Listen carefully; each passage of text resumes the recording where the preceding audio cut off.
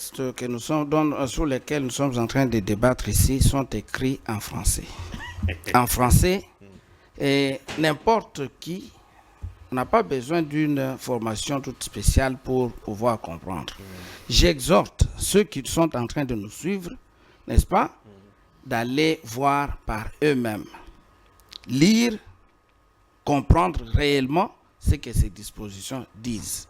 Je suis confiant de ce que nous avons dit, c'est conforme à la loi.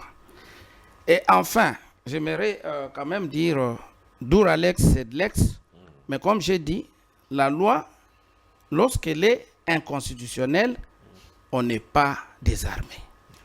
Dans une procédure, lorsque vous êtes devant une loi inconstitutionnelle, la loi prévoit, la Constitution prévoit, et la loi aussi organique, prévoit ce que nous appelons le contrôle, n'est-ce pas, par des constitutionnalités par la voie d'exception.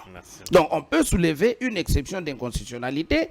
La Cour va le dire. Déjà, la Cour a eu à interpréter en disant qu'on n'a pas besoin des immunités.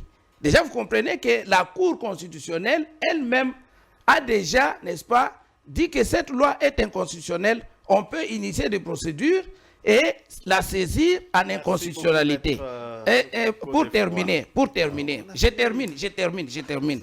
Je vais quand même dire quelque chose. Je vais dire juste un mot.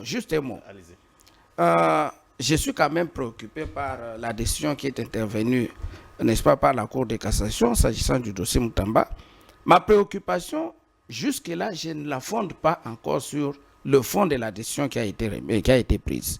Néanmoins, je me dis, mais comment est-ce qu'on va exécuter cette loi? Parce que même en matière de peine, il y a ce que nous appelons le principe de l'égalité des délits et des peines.